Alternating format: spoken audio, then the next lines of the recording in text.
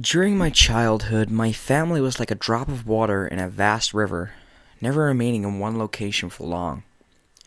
We settled in Rhode Island when I was 8, and there we remained until I went to college in Colorado Springs. Most of my memories are rooted in Rhode Island, but there are fragments in the attic of my brain which belong to the various homes we had lived in when I was much, much younger. Most of these memories are unclear and pointless. Chasing after another boy in the backyard of a house in North Carolina, trying to build a raft to float on the creek behind the apartment we rented in Pennsylvania, and so on. But there is one set of memories which remains as clear as glass, as though they were just made yesterday. I often wonder whether these memories were simply lucid dreams produced by the long sickness I experienced that spring. But in my heart, I know they're real. We were living in a house just outside of the bustling metropolis of the New Vineyard, Maine, population 643.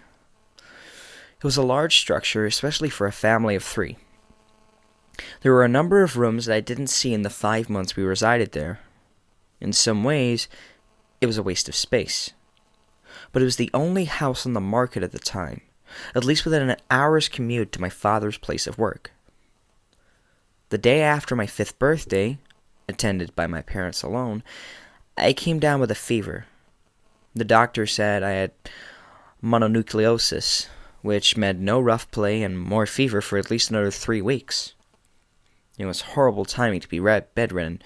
We were in the process of packing our things to move to Pennsylvania, and most of my things were already packed away in boxes, leaving my room barren. My mother brought me ginger ale and books several times a day, and these served the function of being my primary form of entertainment for the next few weeks.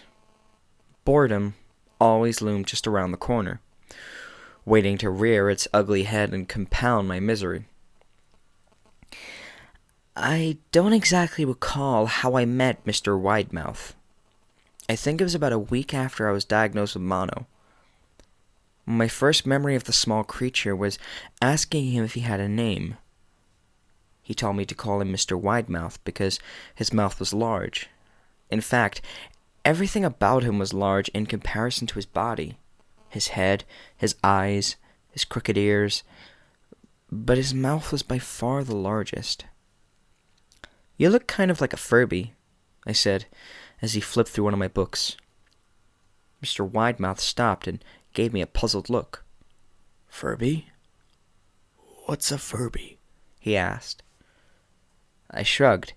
"You know, the toy. The little robot with the big ears. You can pet and feed them. It's almost like a real pet." "Oh," Mr. Widemouth resumed his activity. "You don't need one of those. They aren't the same as having a real friend." I remember Mr. Widemouth disappearing every time my mother stopped by to check in on me. "I lay under your bed," he later explained. "I don't want your parents to see me because I'm afraid they won't let us play anymore." We didn't do much during those first few days. Mr. Widemouth just looked at my books, fascinated by the stories and pictures they contained. The 3rd or 4th morning after I met him, he greeted me with a large smile on his face. "I have a new game we can play," he said. "We have to wait until after your mother comes in to check on you, because she can't see us play it. It's a secret game." After my mother delivered more books and soda at the usual time, Mr. Widemouth slipped out from under the bed and tugged my hand. "We have to go to the room at the end of this hallway," he said. I objected at first, as my parents had forbidden me to leave my bed without their permission. But Mr. Widemouth persisted until I gave in. The room in question had no furniture or wallpaper. Its only distinguishing feature was a window opposite the doorway. Mr. Widemouth darted across the room and gave the window a firm push, flinging it open. He then beckoned me to look out at the ground below. We were on the second story of the house, but it was on a hill. Or from this angle, the drop was farther than the 2 stories due to the incline. I like to play pretend up here," Mr. Widemouth explained. "I pretend that there is a big, soft trampoline below this window, and I jump. If you pretend hard enough, you bounce back up like a feather. I want you to try." I was a 5-year-old with a fever, so only a hint of skepticism darted through my thoughts as I looked down and considered the possibility. "It's a long drop," I said. "But that's all a part of the fun. It wouldn't be fun if it was only a short drop. If it were that way, you may as well just bounce on a real trampoline." I toyed with the idea, picturing myself falling through thin air only to bounce back to the window on something unseen by human eyes. But even at 5 years old, the realist in me prevailed. "Maybe some other time," I said. "I don't know if I have enough imagination. I could get hurt." Mr. Widemouth's face contorted into a snarl, but only for a moment. Anger gave way to disappointment. "If you say so," he said. He spent the rest of the day under my bed, quiet as a mouse. The following morning, Mr. Widemouth arrived holding a small box. "I want to teach you how to juggle," he said. "Here are some things you can use to practice before I start giving you lessons." I looked in the box. It was full of knives. "My parents will kill me," I shouted, horrified that Mr. Widemouth had brought knives into my room, objects that my parents would never allow me to touch. "I'll be spanked and grounded for a year." Mr. Widemouth frowned. "It's fun to juggle with these. I want you to try it." I pushed the box away. "I can't. I'll get in trouble. Knives aren't safe to just throw in the air." Mr. Widemouth's frown deepened into a scowl.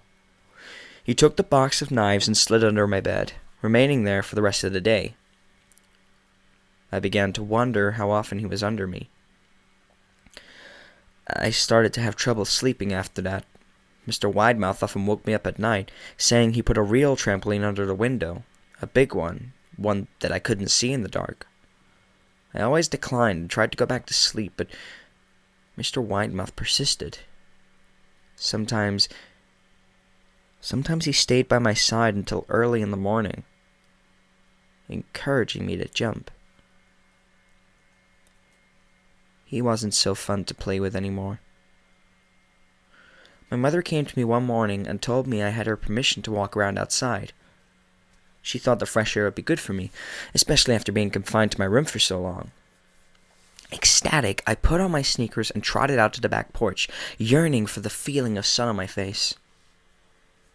Mr. Widemouth was waiting for me. "I have something I want you to see," he said. I must have given him a weird look, because then he said, "It's safe. I promise." I followed him to the beginning of a deer trail which ran through the woods behind the house. "This is an important path," he explained. "I've had a lot of friends about your age. When they were ready, I took them down this path to a special place. You aren't ready yet, but one day I hope to take you there." I returned to the house, wondering what kind of place lay beyond that trail. 2 weeks after I met Mr. Widemouth, the last load of our things had been packed into a moving truck. I would be in the cab of that truck, sitting next to my father for the long drive to Pennsylvania. I considered telling Mr. Widemouth that I would be leaving, but even at 5 years old, I was beginning to suspect that perhaps the creature's intentions were not to my benefit, despite what he said otherwise. For this reason, I decided to keep my departure a secret. My father and I were in the truck at 4 a.m. He was hoping to make it to Pennsylvania by lunchtime tomorrow with the help of an endless supply of coffee and a 6-pack of energy drinks. He seemed more like a man who was about to run a marathon rather than one who was about to spend 2 days sitting still. "Really enough for you?" my father asked with a hint of sympathy. I nodded and placed my head against the window, hoping for some sleep before the sun came up. I felt my father's hand on my shoulder. "This is the last move, son. I promise. I know it's hard for you, as sick as you've been, but once Daddy gets promoted, we can settle down and you can make friends. I opened my eyes as we backed out of the driveway. I saw Mr. Widemouth's silhouette in my bedroom window.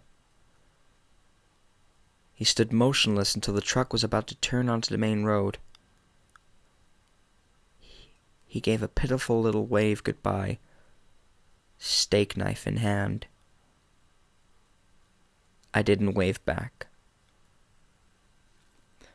Years later, I returned to New Vineyard. The piece of land our house stood upon was empty except for the foundation, as the house burned down a few years after my family left. Out of curiosity, I followed the deer trail that Mr. Widemouth had shown me. Part of me expected him to jump out from behind a tree and scare the living bejesus out of me, but I felt that Mr. Widemouth was gone, somehow tied to the house that no longer existed. The trail ended at the New Vineyard Memorial Cemetery. I then noticed that many of the tombstones belonged to children.